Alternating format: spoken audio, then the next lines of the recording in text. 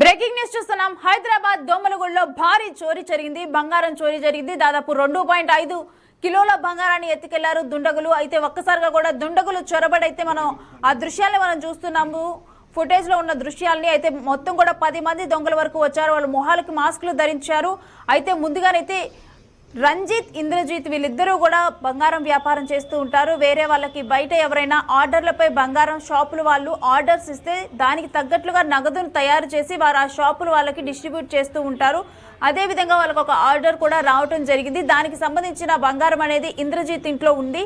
2.5 కిలోల బంగారం అనేది ఉంది. అయితే ఈ రంజిత్ అనే వ్యక్తి ఇంట్లోకి ముందుగా దొంగలు వెళ్ళినప్పుడు రంజిత్ ఇంట్లో ఏమీ దొరకలేదు. ఇక దొరకపోయేసరికి ఇంద్రజిత్ ఇంటికి వెళ్ళారు. ఇంద్రజిత్ ఇంటికి వెళ్ళి ముందుగా విండో దగ్గరికి ఇంద్రజిత్ రావటం జరిగింది. అసలు ఎవరు వచ్చారని చెప్పి చూడటానికి వచ్చినప్పుడు డైరెక్ట్గా కూడా ఆయన తలకి తుపాకీని గురిపెట్టి నువ్వు డోర్ ఓపెన్ చేయకపోతే మాత్రం ఇప్పుడు నీ తలను పేల్చేస్తామని చెప్పి వాళ్ళు వెళ్ళటం జరిగింది. గన్నులు అదేవిధంగా రాడ్లు ఇవన్నీ కూడా తీసుకొని వెళ్ళి ఇంకా ఇంద్రజిత్ డోర్ ఓపెన్ చేయడం జరిగింది. ఇంద్రజిత్ డోర్ ఓపెన్ చేసిన వెంటనే కూడా ఆయన చేతికి గాయం చేశారు. ఆయన చేతికి గాయం చేసి వాళ్ళ వైఫ్ని నిన్ను చంపేస్తాము, అక్కడ ఎక్కడ ఉంది బంగారం లాకర్ చూపించమని అడిగేసరికి ఇంకా వెళ్ళి లాకర్ ఓపెన్ చేస్తే వాళ్ళు బంగారం తీసుకొని అక్కడ నుంచి వెళ్ళిపోయారు. దానికి సంబంధించిన దృశ్యాలని అయితే కేవలం బంగారం మాత్రమే తీసుకోలేదు. దీంతో పాటు ఒక 3 సెల్ ఫోన్లు, అంటే ఎవరికి కూడా వెంటనే కాల్ చేసి కంప్లైంట్ చేయకుండా, ఎవరికి తెలపకుండా, అడ్డుకోకుండా ఆ సెల్ ఫోన్లను స్వాధీనం చేసుకున్నారు. మరోవైపు వాళ్ళ దగ్గర సీసీటీవీ ఫుటేజ్కి సంబంధించిన హార్డ్ డిస్క్లు ఏవైతే ఉన్నాయో వాటిని కూడా తీసుకొని వెళ్లారు. దీనికి సంబంధించి మనకి క్లియర్గా అర్థమవుతుంది ఏంటంటే పక్కా ప్లాన్ ప్రకారమే ఎవరో తెలిసిన వ్యక్తులే వచ్చి ఈ బంగారాన్ని తీసుకొని వెళ్లారు. ఎందుకంటే వీళ్ళిద్దరూ ప్రజెంట్ ఎక్కడైతే నివాసం ఉంటున్నారో దాని కింద మనం ఒక బిల్డింగ్ చూస్తున్నాం కదా, ఆ బిల్డింగ్ కింద భాగంలోనే ఈ బంగారం తయారీ మొత్తం కూడా జరుగుతూ ఉంటుంది. అక్కడ కొంతమంది వ్యక్తులుండి ఆ బంగారాన్ని తయారు చేస్తారు. పైన వీళ్ళ నివాసాలు ఉన్నాయి. అయితే ముందుగా రంజిత్ నివాసంలోకి వెళ్తే అక్కడ అసలు ఏమీ దొరకలేదు. ఇక వెంటనే ఇంద్రజిత్ నివాసంలోకి వెళ్లారు. అంటే డెఫినెట్గా కూడా రంజిత్, ఇంద్రజిత్ వద్ద ప్రజెంట్ అయితే బంగారం కొంత ఉందని వాళ్ళకి డెఫినెట్గా తెలుసు. ఆ తెలిసిన తర్వాత మొత్తం కూడా ఆ ఇంట్లో ఎంతమంది ఉంటారో, ఆ ఇంటికి యాక్సెస్ ఏంటి, ఏ విధంగా లోపలికి వెళ్ళొచ్చు, మొత్తం కూడా పక్కా ప్లాన్, ఎవరో కూడా బాగా తెలిసిన వ్యక్తులే పక్కా ప్లాన్ ప్రకారం ఈ దొంగతనమైన ఈ భారీ చోరీకి పాల్పడ్డారు. అయితే ఏ విధంగా కూడా ఆ క్లూ దొరకకుండా అయితే వాళ్ళు డెఫినెట్గా అక్కడున్న హార్డ్ డిస్క్లు అవన్నీ తీసుకొని వెళ్ళారు. వాళ్ళ సీసీ ఫుటేజ్లో వాళ్ళ అర్థం కాకుండా. కాకపోతే అక్కడ నియర్ బై ఉన్న వ్యక్తులు ఉంటారు కదా, వాళ్ళ సీసీ ఫుటేజ్లు కూడా ఉంటాయి కదా. ప్రజెంట్ పోలీసులు ఆ సీసీ ఫుటేజ్లను స్వీకరించి దాని త్రూ కూడా ప్రజెంట్ ఇన్వెస్టిగేషన్ కొనసాగిస్తున్నారు. అయితే ఆ సీసీ ఫుటేజ్లో మనం చూస్తున్నాము ఒక వ్యక్తి, అంటే డెఫినెట్గా వాళ్ళు వేసుకున్న డ్రెస్సింగ్, ఆ సైడ్ ఫీచర్స్, అదేవిధంగా వాళ్ళ పర్సనాలిటీ ఆధారంగానైతే వాళ్ళని గుర్తుపట్టవచ్చు. ఎందుకంటే ఈ 10 మంది వ్యక్తులు ఎవరైతే ఉన్నారో వాళ్ళకి డెఫినెట్గా కూడా ఇంద్రజిత్, రంజిత్ బాగా తెలిసిన వ్యక్తులే. సో ఇంద్రజిత్, రంజిత్కి అప్పుడు డెఫినెట్గా కూడా వీళ్ళని కూడా గుర్తుపట్టే అవకాశం ఉంటుంది. సో దీన్ని బట్టి మొత్తం క్లియర్గా చూస్తే ఈ దొంగలు అయితే డెఫినెట్గా దొరుకుతారు. కాకపోతే ఇన్వెస్టిగేషన్ అయితే ప్రజెంట్ కొనసాగుతుంది. 2.5 కిలోల బంగారాన్ని అయితే ఎత్తుకొని వెళ్ళారు. దాంతోపాటు ఇంద్రజిత్ చేతికి కూడా గాయం చేశారు.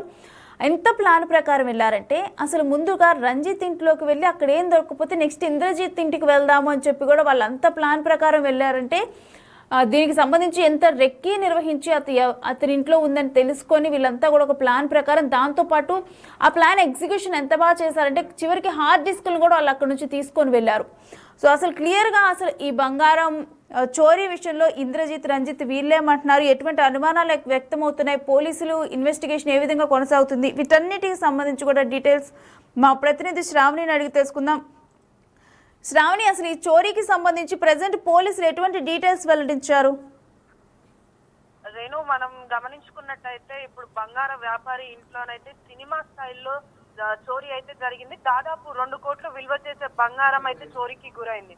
మాస్కులు ధరించిన ఈ దుండగులు గురువారం రోజు తెల్లవారుజామున 3:30 ఆ ప్రాంతంలో అయితే వ్యాపారి ఇంకా అతని కుటుంబ సభ్యుల్ని బెదిరించి అయితే ఆ బంగారం అయితే ఎత్తుకెళ్లారని చెప్పేసి తెలుస్తుంది. సో యజమాని ఏదైతే ఫిర్యాదు చేశాడో ఆ ఫిర్యాదు ప్రకారం దోమలగూడ పోలీసులు కేసు నమోదు చేసుకొని దర్యాప్తు చేపడుతున్నారు. సో వ్యాపారి ఇంట్లో బంగారం భారీగా ఉంటుందన్న సమాచారం తెలిసిన వాళ్ళే ఈ చోరీకి పాల్పడి ఉండొచ్చు అని చెప్పేసి కూడా ఒక కోణం అయితే కనిపిస్తుంది. గతంలో ఈ వ్యాపారి వాళ్ళు అయితే బెంగాల్ కు చెందిన వాళ్ళు, ఇంద్రజిత్, రంజిత్ అని ఇద్దరు అన్న తమ్ముళ్ళు ఉంటుండేవాళ్ళు. సో కుటుంబ సభ్యులతో కలిసి 10 ఏళ్ల క్రితమే ఇక్కడ నగరానికి వచ్చి బంగారం వ్యాపారం అయితే పెట్టుకోవడం జరిగింది. జరిగింది. సో ఆ బంగారం షాప్ నేమ్ వచ్చేసి ఎంఎస్ గోల్డ్ వర్క్ షాప్ అనే పేరుతో వీళ్ళు ఏదైతే నివాసం ఉంటున్నారో ఆ ఇంట్లో గ్రౌండ్ ఫ్లోర్ లోనైతే వీళ్ళు కొంతమంది పని వాళ్ళతోటి ఒక 10 మంది పని వాళ్ళతోటి అయితే వీళ్ళు ఈ బంగారు షాప్ ని నిర్వహిస్తున్నారు. వీళ్ళు ఎలా అంటే ఎవరైనా వచ్చి బంగారం ఆర్డర్ ఇచ్చినప్పుడు ఆ బంగారాన్ని ఆభరణాల కింద తయారు చేసేసి వాటిని కస్టమర్లకి సప్లై చేస్తూ ఉంటారు. సో ఏదైతే ఈ ఆభరణాలు తయారు చేసి ఉంచారో అది గురువారం రోజు తెల్లవారుజామున 3:30 గంటల సమయంలో అయితే 10 మంది దుండగులు అయితే ఫస్ట్ రంజిత్ వాళ్ళ ఇంటి దగ్గరికి వచ్చి అక్కడ దొంగతనం చేద్దామన్న ఒక ఆలోచనతో వచ్చారు. కానీ అక్కడ వాళ్ళకి ఎలాంటి బంగారం కూడా దొరకలేదు. సో నెక్స్ట్ ఇంద్రజిత్ ఉన్నాడు కదా వాళ్ళ అన్న. సో ఇంద్రజిత్ వాళ్ళ ఇంటికి చోరీకి వెళ్లారు. మాస్కులు అదేంటి తుపాకులు పట్టుకొని వెళ్ళడం జరిగింది. సో అక్కడ వాళ్ళు తలుపులు కొట్టడంతో ఆ కిటికీలో నుంచి ఇంద్రజిత్ బయటికి చూశాడు. సో చూసినప్పుడు దాదాపుగా 10 మంది అయితే వాళ్ళకి మాస్కులు వేసుకొని కనిపించడం, వారికి తుపాకులు గురిపెట్టి బంగారం ఇస్తారా లేదా అని వాళ్ళని బెదిరించడం జరిగింది. ఈ ఇంద్రజిత్ వాళ్ళని తప్పించుకునే ప్రయత్నంలో అయితే అతని చేతికి కూడా కత్తి గాయం జరిగింది. సో తరువాత ఇంద్రజిత్ భార్య ఎవరైతే అనిత ఉన్నారో తనకి తుపాకీ పెట్టి బంగారం లాకర్ ఓపెన్ చేస్తావా లేకపోతే చస్తావా అని బెదిరించడంతో తను లాకర్ ఓపెన్ చేయగా దాంట్లో ఉన్న 2.5 కిలోల బంగారాన్ని అయితే వాళ్ళు తీసుకొని వెళ్ళడం జరిగింది. సో దాని తర్వాత వాళ్ళ దగ్గర ఉన్న 3 సెల్ ఫోన్లు మరియు ఒక ఐ ట్యాబ్, అదే విధంగా ఏదైతే సీసీటీవీ ఫుటేజ్ అయితే స్టోరేజ్ అయి ఉందో ఆ హార్డ్ డిస్క్ కూడా వాళ్ళు తీసుకొని వెళ్ళడం జరిగింది. సో హార్డ్ డిస్క్ తీసుకొని వెళ్ళడం వల్ల ఏమవుతుందంటే ఇప్పుడు ఎవరో ఖచ్చితంగా తెలిసిన వాళ్ళే వీళ్ళ ఇంట్లో బంగారం ఉంది అని చెప్పేసి తెలిసిన వాళ్ళే పక్కా ప్లాన్ తోటి ఫుల్ డీటెయిల్డ్ గా రెక్కి చేసిన తర్వాతే ఈ దొంగతనానికి పాల్పడ్డారు. ఎందుకంటే దొంగలు నార్మల్ గా అయితే వచ్చి వెంటనే దొంగతనం చేసేసుకొని వెళ్ళిపోతారు. కానీ వీళ్ళు మాత్రం ఆ సీసీటీవీ ఫుటేజ్ ఉన్నది, ఆ ఫుటేజ్ కూడా బయటికి రావద్దు అన్న ఉద్దేశంతో ఆ ఫుటేజ్ కూడా ఎత్తుకెళ్లడం జరిగింది. సో ఇదంతా కూడా పోలీసులు కేసు నమోదు చేసుకొని చుట్టుపక్కల ఏవైతే సీసీటీవీ కెమెరాలు ఉన్నాయో ఆ కెమెరాలను కూడా పరిశీలించడం జరుగుతుంది. సో అదే విధంగా క్లూస్ టీమ్ కూడా వచ్చి ఇక్కడ ఉన్న మొత్తం ఆ ఇంట్లో వేలి ముద్రలు కానీ ఇంకా మరేత్ర ఏదైనా క్లూస్ దొరుకుతాయేమో అని చెప్పేసి అయితే కూడా వాళ్ళు నమూనాలను సేకరించడం జరుగుతుంది. సో ఇప్పటి వరకు అయితే ఎవరు ఈ దొంగతనం చేశారు ఏంటిది అన్నదైతే ఇప్పటి వరకు ఏం లేదు. పోలీసులు కూడా దర్యాప్తు చేస్తున్నారు. దర్యాప్తు చేసిన తర్వాత తదుపరి విషయాలు వెల్లడించాల్సి ఉంది. రేణుశ్రీ, శ్రావణి, ఈ విషయంలో ఏమైనా అనుమానాలు వ్యక్తమవుతున్నాయి? ఇంద్రజిత్ ఏమైనా వెల్లడించడం జరిగిందా? ఎందుకంటే ఎవరైతే వ్యక్తి లోపలికి ప్రవేశించారో అతను ఎటువంటి మాస్క్ కూడా ధరించలేదు. సో ఎటువంటి విషయాలు ఏమైనా బయటకు వచ్చాయా? సో ప్రస్తుతానికైతే హార్డ్ డిస్క్ ఏదైతే తీసుకుపోవడం జరిగిందో దాని వల్ల ఇప్పుడు ప్రస్తుతానికైతే ఇది ఎవరు చేశారు అన్నదైతే బయటికి రాలేదు. కాకపోతే చుట్టుపక్కల ఉన్న సీసీ కెమెరాలను పరిశీలించి ఈ దొంగతనానికి వచ్చింది ఎవరు అనే ఒక కోణంలో అయితే చూస్తున్నారు. ఎందుకంటే ఇప్పుడు ఏదైతే ఒక 10 మంది వీళ్ళ దగ్గర పనిచేస్తున్నారో అదే 10 మంది అయి ఉండొచ్చు. ఎందుకంటే